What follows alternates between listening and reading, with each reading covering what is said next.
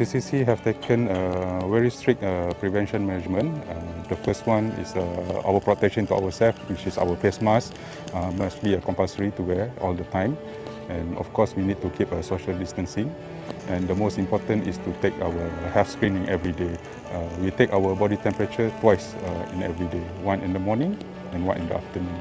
Not just for me, but I think it's for everyone. Everybody feels safe with these precautions.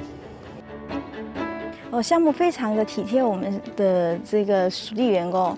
当这个疫情还没爆发之前呢，其实项目已经采取了很多行动。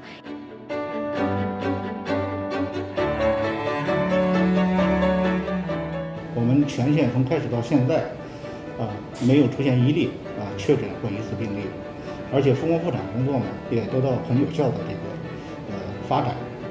到目前为止，最新的呢，我们已经实现了82个营业工程开展的复工，这个为全年实现全年的生产目标呢，得到一个很好的一个保障。